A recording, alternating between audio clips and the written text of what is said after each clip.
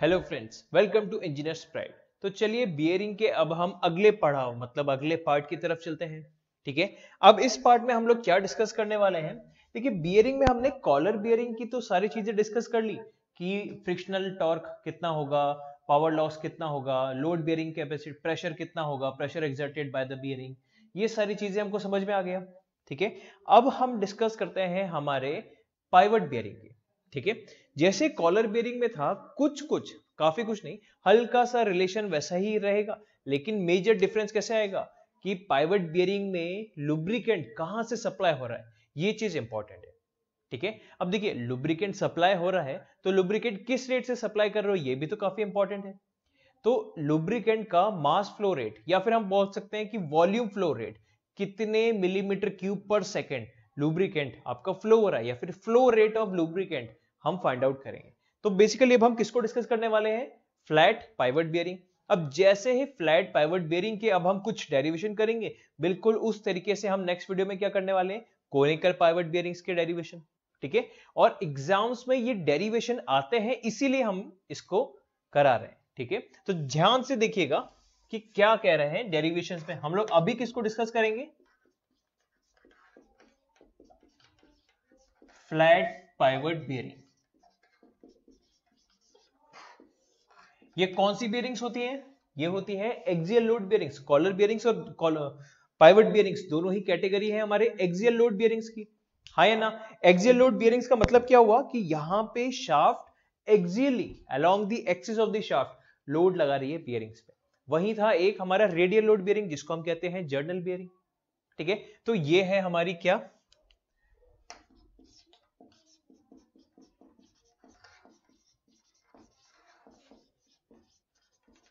Axial load bearing. ठीक है, तो इसके टॉपिक पे कुछ हमारे इंपॉर्टेंट डेरिवेशंस है, अब हम उनको करने जा रहे हैं। ठीक है फ्रेंड्स, चलिए सबसे पहले तो हम क्या करते हैं, एक डायग्राम बना देते हैं सुंदर सा। ठीक है, किसका, फ्लैट पाइवट बियरिंग। ठीक है, फ्लैट पाइवट बियरिंग के लिए पहले हम शाफ्ट बना देते हैं। ठीक है, ये हो गई हमारी शाफ्ट। ठीक है, अब हम क्या करते हैं, इसमें फ्लैट पाइवट बनाते हैं।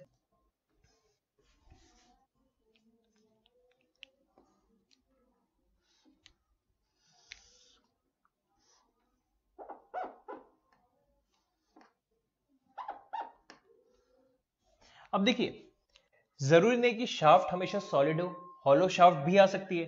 तो हम क्या करते हैं, पॉकेट या रिसेस कहते हैं इसे, ये बना देते हैं। अगर शाफ्ट सॉलिड हुई तो हम क्या बात करेंगे कि इसका recess is 0।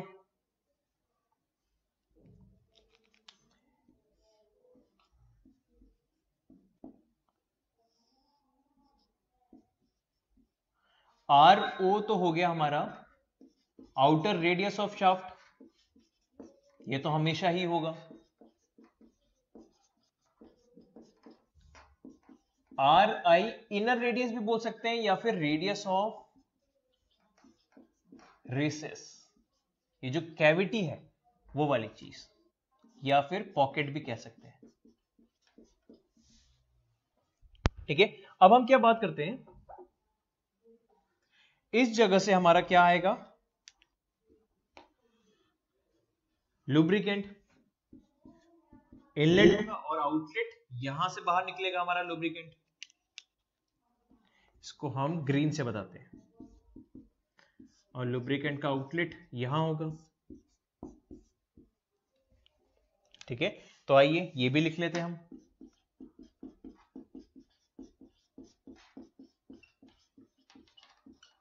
Inlet pressure of lubricant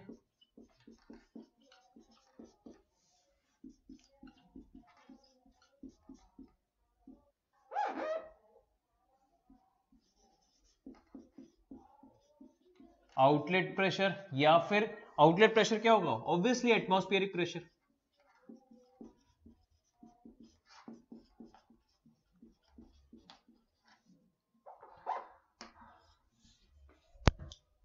इतना डायग्राम तो समझ में आ गया।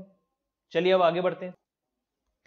और हम अब क्या कह सकते हैं, ये जो गैप बनाया है, देखिए ये तो हमारी शाफ्ट है। ठीक है, शाफ्ट हमारी रोटेट कर रही होगी, एन से, एन क्या है, रोटेशन पर सेकेंड,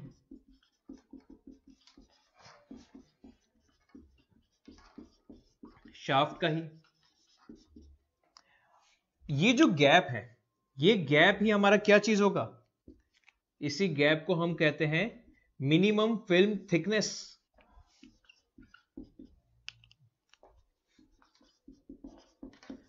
किसकी फिल्म, लुब्रिकेशन की film.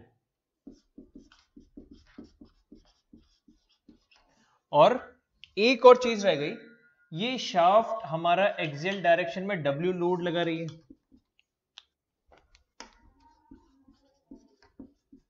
Load exerted on bearings in axial direction।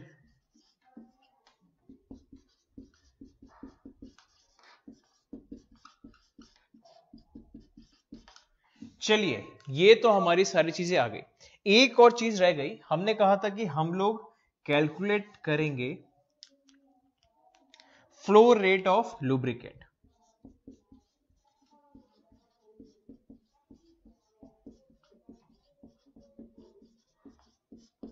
ठीक है, हम लोग ये भी कैलकुलेट करेंगे और ये भी पता लगाएंगे कि कितना प्रेशर हमारे इनलेट पे होगा लुब्रिकेंट के, पीआई के, in terms of W N R not R I, ये सारी चीजें। तो सबसे पहले हम स्टार्ट करेंगे किससे, क्यू से। ये अब हमारे लिए इंपॉर्टेंट है। ठीक है, अब देखिए हम थोड़ा सा यहां से रेफरेंस लेंगे हमारे फ्लूइड मैकेनिक्स से।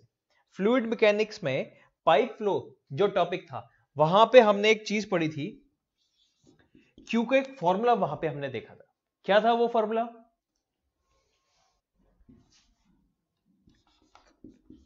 Delta P B H cube upon 12 mu L. कुछ ऐसा ही फॉर्मूला था हमारा फ्लूइड मैकेनिक्स में, हाँ या ना।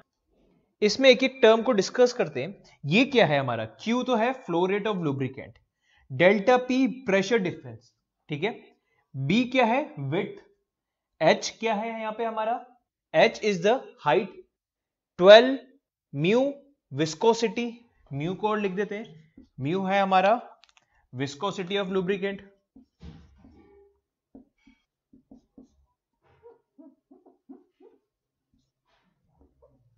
विस्कोसिटी ऑफ लुब्रिकेंट, ठीक है, और L जिस लेंथ के लिए आपको ये प्रेशर डिफरेंस डेल्टा P मिल रहा है। ठीक है, अब ये तो था फ्लूइड मैकेनिक्स का फॉर्मूला। इसमें हमारे लिए delta P B H mu L का वैल्यूज क्या है। तो एक काम करते हैं, पहले हम इस शाफ्ट का एक क्रॉस सेक्शनल व्यू देखते हैं। ठीक है, क्रॉस सेक्शनल व्यू कैसा दिखेगा इस शाफ्ट का,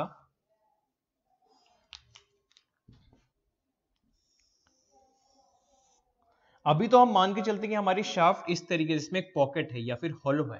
ठीक है, अगर ये सॉलिड होगा तो हम क्या बात कर लेंगे कि आर ओ की वैल्यू, सॉरी आर आई का वैल्यू 0 कर देंगे, हो गए सॉलिड शाफ्ट। ठीक है, तो हम एक जनरलाइज्ड केस की पहले बात करते हैं।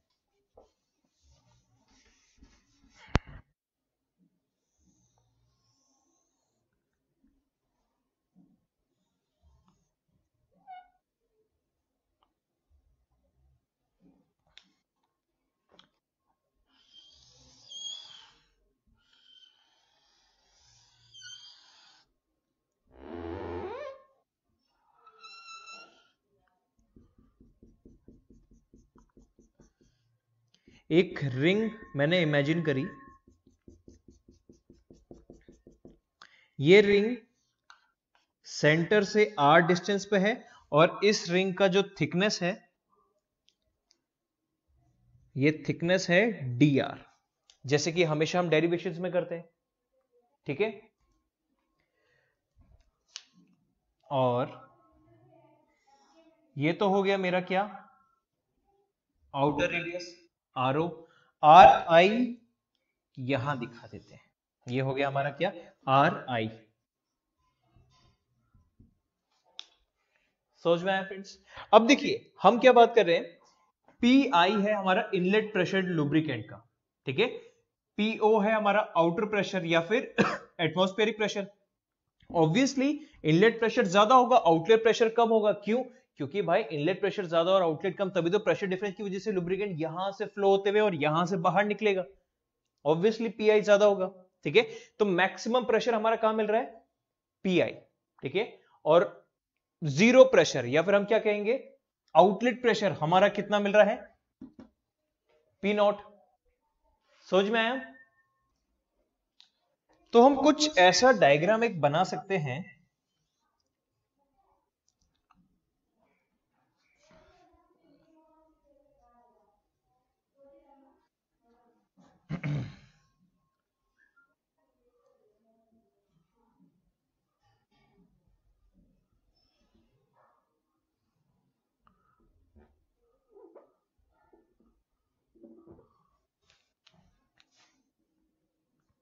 कि हमारा प्रेशर का जो कर्व होगा, यहां पे तो कितना, पी आउटर, पी आउटर, और ये इनलेट के टाइप यहां कितना होगा, पी आई, यहां पे जीरो, फिर बढ़ रहा है,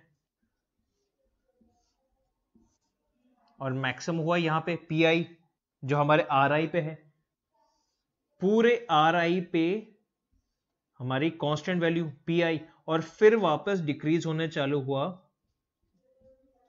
पी नॉट। ये समझ में आया? ठीक है, तो अब ये हमने किस लिए बनाया था, ताकि हम इस फ्लूइड मैकेनिक्स के फॉर्मूले में delta P, B, H, mu, L को आइडेंटिफाई कर सके हमारे क्वेश्चन के रेस्पेक्ट में। ठीक है, अब हम क्या कहते हैं इस डायग्राम को देख के कि विड्थ कितनी हो गई। ठीक है, यहां पे क्या था, पाइप का विड्थ, हमारा विड्थ क्या है, 2 पाई आर, आर क्या है मेरा, ये। ठीक है, यहां से यहां तक का डिस्टेंस 2 पाई आर हो गई मेरी विड्थ।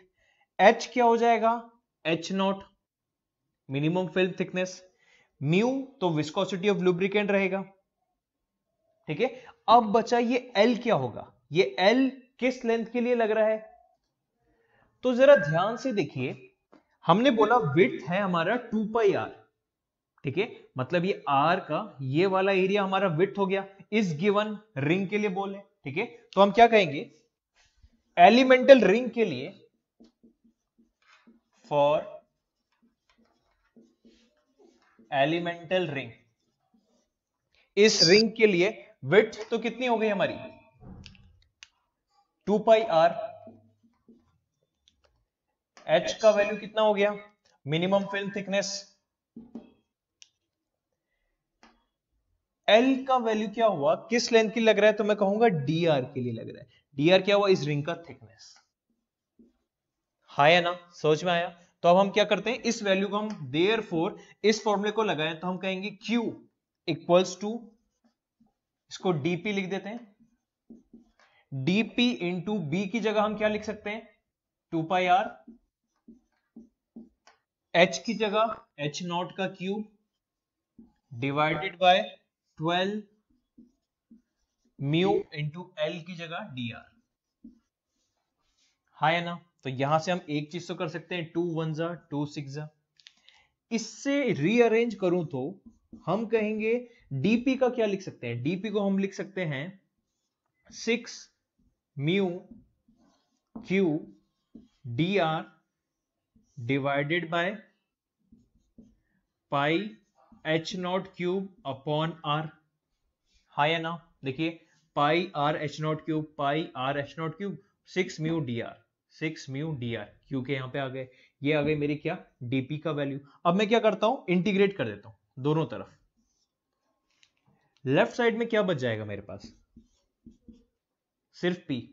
राइट साइड में क्या बचेगा मेरे पास, देखिए 6 mu Q pi H not, सब कांस्टेंट बाहर आ जाएंगे, 6 mu Q upon pi H not Q, L N R, 1 by R का इंटीग्रेशन क्या होता है, एल एन आर। हाँ है ना? प्लस सी, इनडेफिनिट इंटीग्रल है। ठीक है, तो ये तो आया मेरा क्या, आर डिस्टेंस पे पी का वैल्यू। ठीक है, लेकिन मुझे अभी भी सी का वैल्यू नहीं पता है, इसके लिए हम क्या यूज करेंगे, एक एंड कंडीशन लगाएंगे। क्या कहेंगे, when R equals to R not, P equals to P not. हाँ या ना? तो हम क्या यूज करते हैं, ये condition, when r equals to r not, तब p का वैल्यू हो जाएगा p नॉट। लेकिन एक चीज हम देखते हैं माय डियर फ्रेंड्स, देखिए यहां पे dp बाय dr का एक टर्म था, यहां पे हम साइन लगाएंगे माइनस। क्यों? क्योंकि देखिए r हमारे वेरी कर रहा है, r हमारा क्या बढ़ रहा है, तो हमारा p का वैल्यू डिक्रीज हो रहा है। r और p अपोजिट डायरेक्शन में, r बढ़ रहा है तो p डिक्रीज हो रहा है, इसलिए माइनस साइन। तो यहां पे भी आ जाएगा माइनस साइन, तो यहां पे भी आ जाएगा माइनस साइन।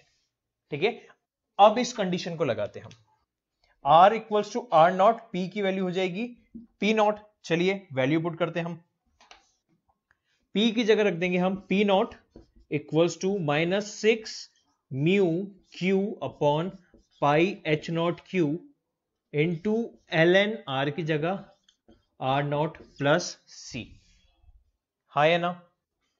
अब एक चीज देखते हैं हम, ये p नॉट क्या चीज है। देखिए p नॉट तो हमारा क्या है, आउटलेट प्रेशर या एटमॉस्फेरिक प्रेशर। ठीक है, तो हम एटमॉस्फेरिक प्रेशर, इसको हम क्या बोल सकते हैं, जीरो।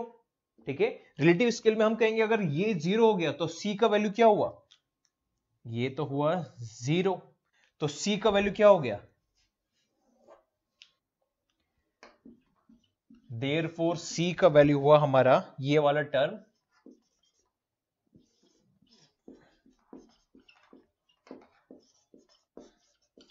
हाँ या ना? अब हम क्या करते हैं, इसमें पुट कर देते हैं, इस वैल्यू में अगर हम पुट करें c का वैल्यू, तो हमारे पास क्या आएगा, p equals to -6 mu q upon pi h not cube into ln r plus c का value 6 mu q upon pi h not cube into ln r not. तो मैं क्या बात करता हूं यहां से,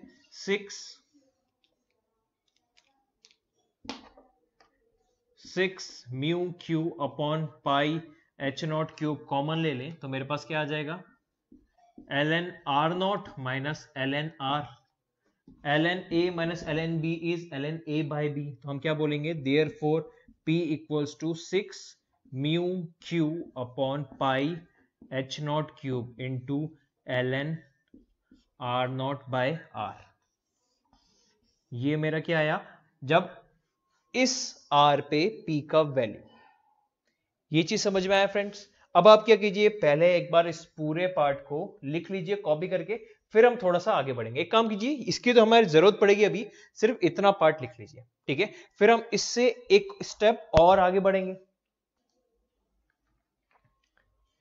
ठीक है फ्रेंड्स, वीडियो पॉज कीजिए और इस वाले पार्ट को लिख लीजिए। सो आई होप आपने वीडियो पॉज करके इतना पार्ट तो लिख लिया होगा। अब हम इसको रब कर देते हैं और थोड़ा सा आगे बढ़ते हैं हमारे रिजल्ट्स पे।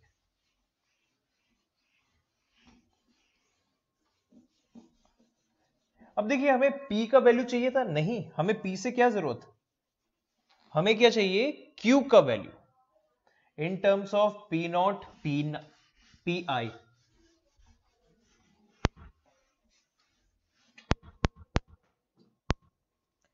ठीक है, तो अब हम क्या करते हैं, दूसरी बाउंड्री कंडीशन लगाते हैं।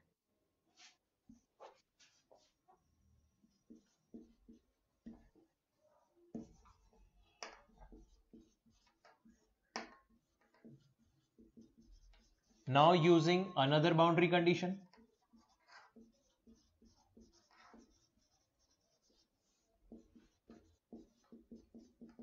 और वो दूसरी बाउंड्री कंडीशन क्या है हमारे पास, देखिए अभी हमने बोला जब r equals to r not तो p का वैल्यू p नॉट, जब r equals to r I तो p का value p I.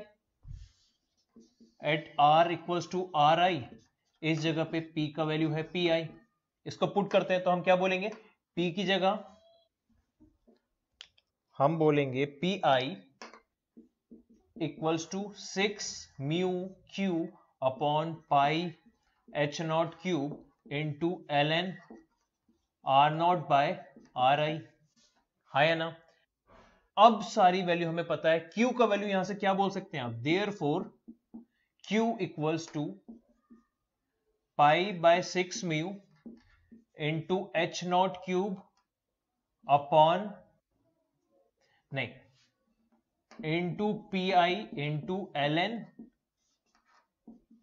R not by R आई।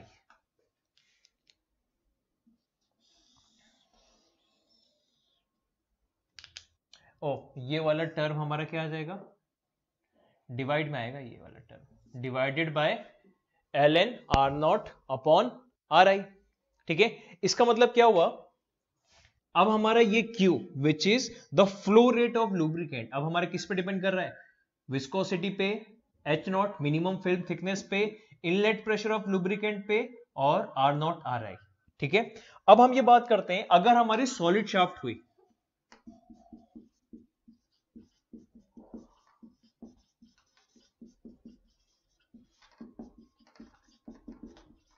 तो हम क्या बोलेंगे, सॉलिड शाफ्ट के लिए आर आई का वैल्यू क्या हुआ।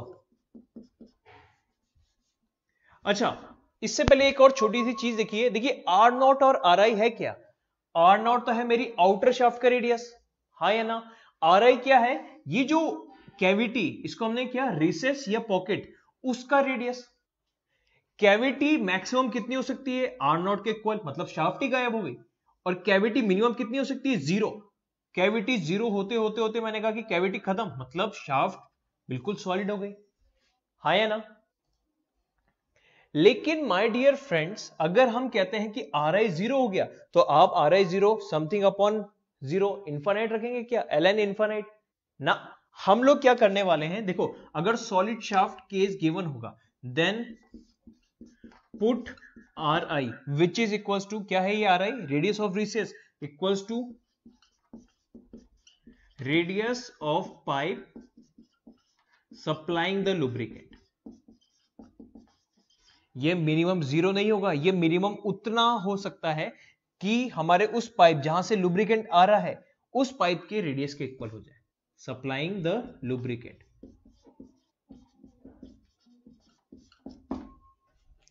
समझ में आया, ठीक है, ये हुआ सॉलिड शाफ्ट केस का मतलब ही क्या हुआ,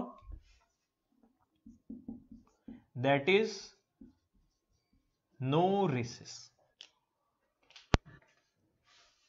ठीक है फ्रेंड्स, समझ में आया, ये हुआ हमारा क्या फॉर्मूला कि हमारे फ्लो रेट ऑफ लुब्रिकेंट को कैसे कैलकुलेट करेंगे, उसका डेरिवेशन। ये डेरिवेशन भी हमारे engineering services IAS and IFS, civil service IFS और यूपीएससी के इंजीनियरिंग सर्विसेज के एग्जाम्स के कन्वेंशनल में ये क्वेश्चंस पूछे जा चुके हैं। तो ये डेरिवेशन हमारे एग्जाम पॉइंट ऑफ व्यू से भी इंपॉर्टेंट है और समझने के पॉइंट ऑफ व्यू से भी कि ये क्वेश्चंस में ये फॉर्मूले आए कहां से। ठीक है फ्रेंड्स, ये समझ में आया। अभी वीडियो खत्म नहीं हुआ है, अभी और एक और चीज हम कैलकुलेट करेंगे। हमने कहा था एक तो हमने ये कैलकुलेट कर लिया, अब मुझे आप बताओ ये जो W क्या है, जो मेरी शाफ्ट बेयरिंग पे एक्सियल लोड लगा रही है, एक्सियल लोड बेयरिंग है ना, तो ये जो शाफ्ट W लोड लगा रही है, इसके और इन P not P I R not R आई के बीच में कोई रिलेशन बताओ, इसी की मदद से निकलेगा। कैसे, पहले इसको लिख लीजिए, आप इतना पार्ट लिख लीजिए, अब इसको हम रब कर देते हैं। ठीक है, ऑफ कोर्स ये आपने लिख लिया होगा। अब देखिए फ्रेंड्स, अब हम क्या को लॉजिक लगाएंगे, ये जो W लोड लग रहा है, इस लोड को बियर कौन कर रहा है, एक तो हम कहेंगे कि आधा तो ये जो पी आई प्रेशर और बाकी का P नॉट, आधा नहीं मतलब कुछ पोर्शन ये पी आई बियर करेगा, कुछ पार्ट ये जो P नॉट बाहर जा रहा है, P आउटर, ये बियर करेगा, हाँ या ना। तो हम क्या बोल सकते हैं, लोड exerted by shaft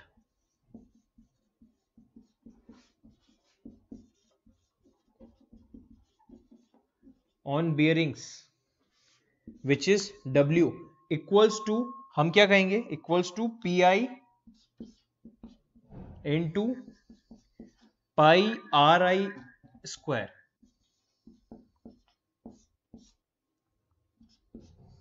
ये तो है force, P I into pi R I square plus integration of P, क्या था जो हमने पहले निकाला था, पी एनी पॉइंट आर, किसी भी आर डिस्टेंस पे हमारा लगने वाला प्रेशर, एक्सर्टेड प्रेशर, हम क्या बात करेंगे 2 पाई आर डी आर।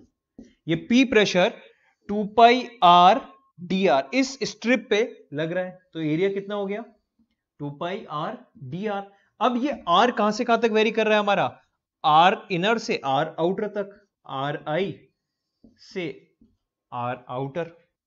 हाँ या ना, ये हमारा हुआ इसके पीछे का लॉजिक। अब देखिए हम क्या कह सकते हैं, इसमें तो कोई बहुत ज्यादा बड़ी कोई चीज नहीं है,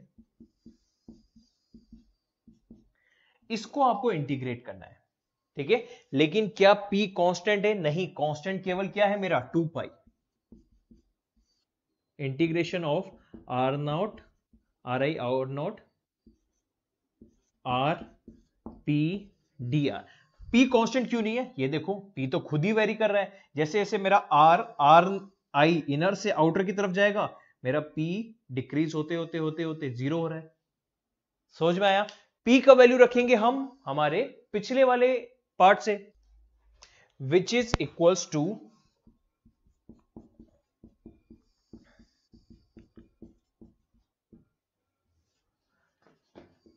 P का वैल्यू क्या था 6 mu by pi H not cube into Q into L N R not by R into R D are.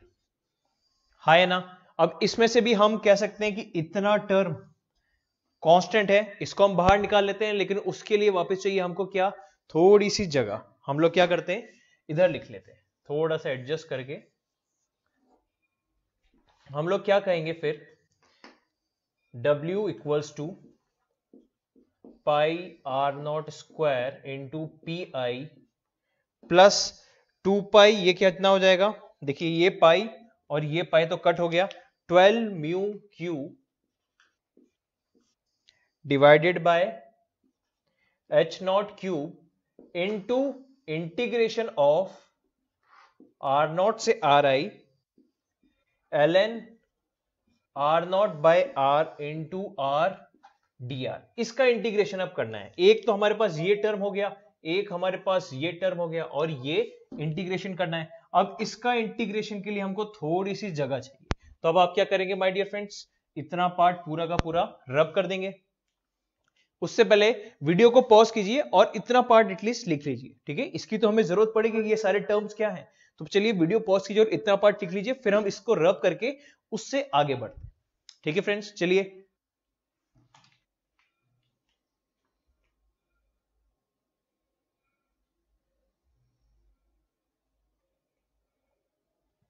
Okay friends, I hope आपने ये वाला पार्ट पॉज करके लिख लिया होगा। जिन्होंने नहीं पॉज किया इसको पॉज करके लिख लीजिए। तो चलिए अब हम आगे बढ़ते हैं हमारे डेरिवेशन की तरफ।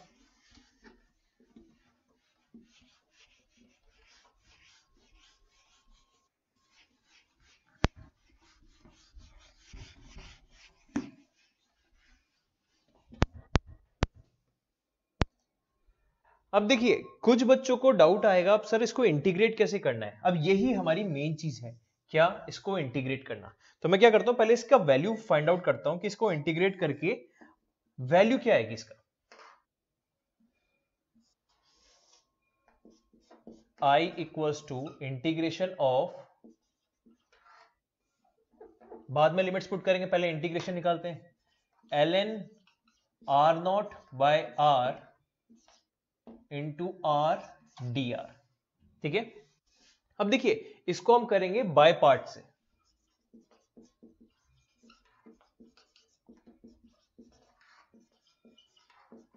Integration by parts, integration by parts का मतलब क्या हुआ, हम क्या बात करेंगे, हम मानते हैं u को मान लीजिए ln r not by r, ये हो गया u, और dv मान लीजिए r dr, है या ना। तो ये हमने क्यों किया, क्योंकि देखिए अब इसको हम क्या बोल सकते हैं, therefore I equals to integration of u dv, है ना। सोच में आया फ्रेंड्स। तो इसका इंटीग्रेशन क्या होता है, uv minus integration of v du, हाँ या ना? तो इसका इंटीग्रेशन ये हो जाएगा, u पता है तो हम पहले v निकाल लेते हैं। हम क्या बात करते हैं, फिर इसमें पुट कर देंगे।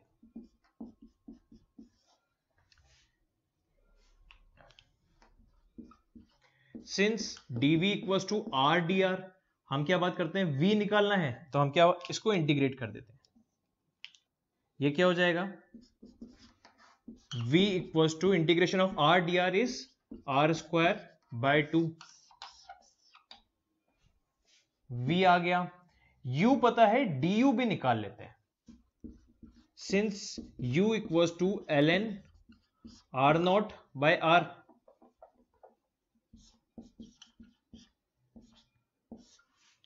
तो हम क्या बोलते हैं, du निकाल लेते हैं। du क्या होगा, इसका डिफरेंशिएशन करो तो हम क्या बात करेंगे, ये हो जाएगा r बाय r नॉट, ठीक है, इनटू इसका डिफरेंशिएशन करेंगे तो आपके पास क्या आ जाएगा, r नॉट इनटू इस r1 बाय r का डिफरेंशिएशन करेंगे तो क्या आ जाएगा, -1 बाय r स्क्वायर, हाँ या ना? समझ में आइए फ्रेंड्स। और ऑब्वियसली dr का भी तो डिफरेंशिएशन होगा यहां पे, इनटू dr, ओके। अब आप क्या कह सकते हैं इसी चीज को, देयरफॉर, अब देखिए r नॉट कैंसिल, इस r से स्क्वायर कैंसिल, तो आप क्या बोल सकते हैं, du equals to -1 by r dr, ये आ गया। अब हम क्या बात करते हैं, ये हो गया हमारा थर्ड और ये हो गया हमारा फोर्थ, तो हम क्या बात करेंगे, थर्ड और फोर्थ को सेकंड में पुट कर देंगे।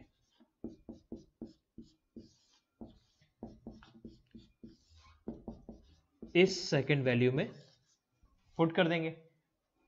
i इक्वल्स टू, जो इंटीग्रेशन हमारा क्या आएगा, u इंटू v, ठीक है, u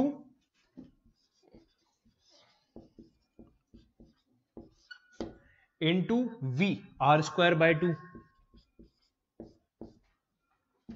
u into v minus integration of v into du, v क्या है, r स्क्वायर बाय 2,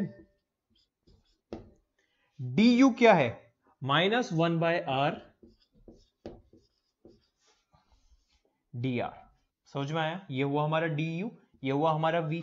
इसमें भी देखिए ये r और ये r कट गया, तो हमारे पास क्या बचा, is equals to r square by 2 into ln r not by r, minus क्या बचा हमारे पास, minus minus plus 1 by 2 into integration of r dr is r square by 2, तो r स्क्वायर बाय 2 और 2 4 हो जाएगा। समझ में आया फ्रेंड्स? ये हुआ हमारा क्या, i। ये पूरी चीज हमने करी इस इंटीग्रेशन की वैल्यू निकालने के लिए। अब हम क्या करते हैं, इसमें अगर पुट कर दें,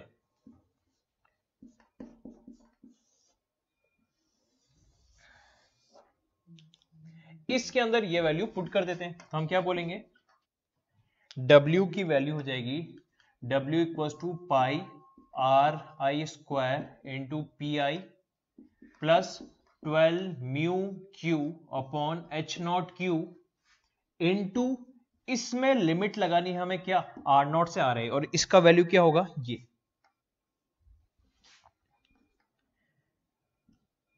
एक काम करते हैं, पहले हम इस इंटीग्रेशन की ही लिमिट वैल्यू फाइंड आउट कर लेते हैं। अब हम i में लिमिट्स रख देते हैं, आर नॉट से आर आई, क्या हो जाएगा, R square by 2 into ln R not by r plus R square by 4। इसके अंदर लिमिट रखनी है, स्मॉल r को वेरी करा रहे हैं आर नॉट से आर आई, ठीक है, वैसे आर इनर से आर आउटर, ठीक है, लिमिट्स आर इनर से आर आउटर की तरफ होगी, ठीक है।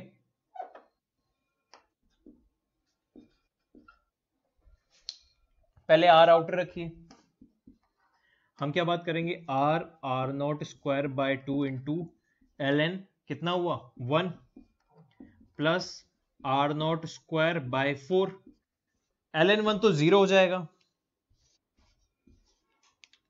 माइनस अब आर आई रखिए, R I square by 2 into ln R not by R I, ठीक है, plus R I square by 4। अब देखिए हमारे पास क्या बचा, इक्वल्स टू आर नॉट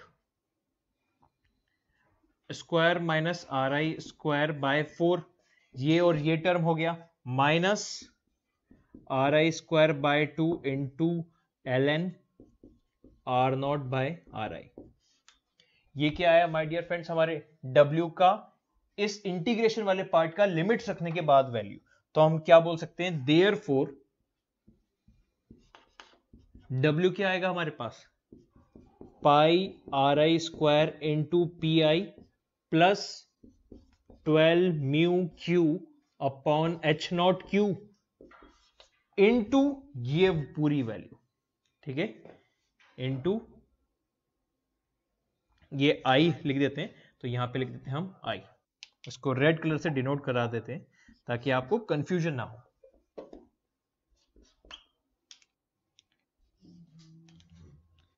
ये आ गया हमारा क्या, mu Q H not R I R not P I P not के टर्म्स में हमारा लोड या फिर force exerted by the shaft on pivot bearing. समझ में आया फ्रेंड्स, ध्यान से इस वाले फॉर्मूले को देख लीजिए। फॉर्मूला याद नहीं रखना है, ये वाला फॉर्मूला बहुत रेयरली ही कभी पूछा जाएगा, चांसेस है कि नहीं पूछा जाएगा, लेकिन डेरिवेशन जरूर पूछा जाता है कन्वेंशनल एग्जाम्स में, ठीक है। तो चलिए अब आप वीडियो को पॉज कर लीजिए और इसको पूरा वहां तक लिख लीजिए। लेकिन जरा रुकिए, एक और छोटी सी चीज है, देखिए pi R I square P I, ठीक है, प्लस 12 म्यू एच नॉट, और ये आई में भी सारे आर नॉट आर आई के ही टर्म्स हैं, हाँ या ना। तो हम क्या बात कर रहे हैं, इस क्यू का वैल्यू भी हम रख देते हैं पिछले इक्वेशन से, ठीक है। क्यू का वैल्यू क्या था, इसको हम लिख लेते हैं, इस वाले पार्ट को आई होप आपने लिख लिया होगा, तो यहां पे हम लिख लेते हैं क्योंकि अब इसका जरूरत आगे नहीं आएगा।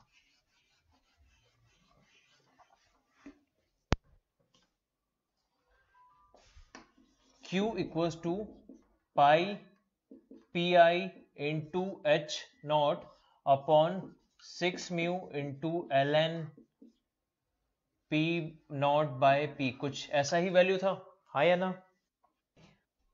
H not cube R not by R I, ठीक है। सब्स्टिट्यूटिंग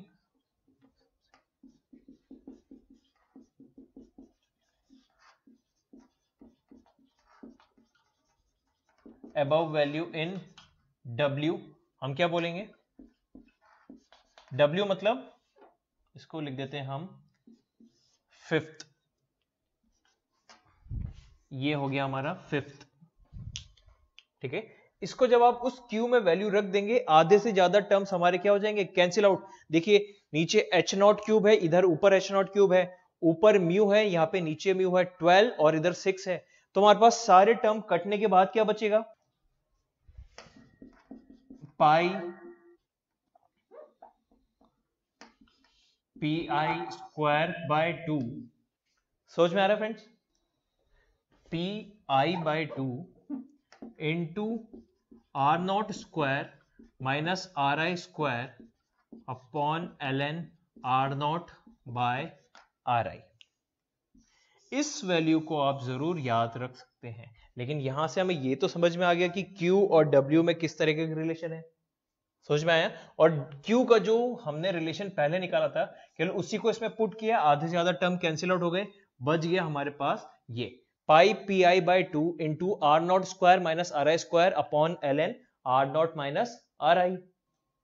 अब यहां पे भी अगर हम कहें कि इस फॉर्मूले में भी अगर हमारा ये जो पॉकेट या फिर रिसेस नहीं है, तो इसका मतलब क्या हो जाएगा, आर आई रिड्यूस होके जीरो नहीं होगा, आर आई रिड्यूस होके हमारा बन जाएगा equal to the radius of वो पाइप जिससे हमारा लुब्रिकेंट सप्लाई हो रहा है, ऑयल या ग्रीस या जो भी लुब्रिकेंट है, ठीक है। तो यहां पे भी आप लिख सकते हैं कि if there is no recess if there is no recess, then Ri will become radius of lubricant supplying pipe.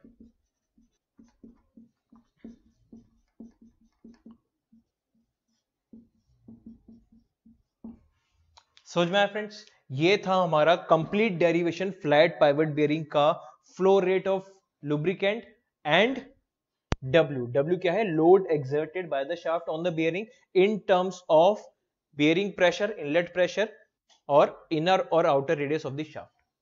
समझ में आया फ्रेंड्स? ये रिलेशन आप जरूर याद रखिए, इसको याद रखने की कोई जरूरत नहीं है, लेकिन डेरिवेशन आपको पता होना चाहिए।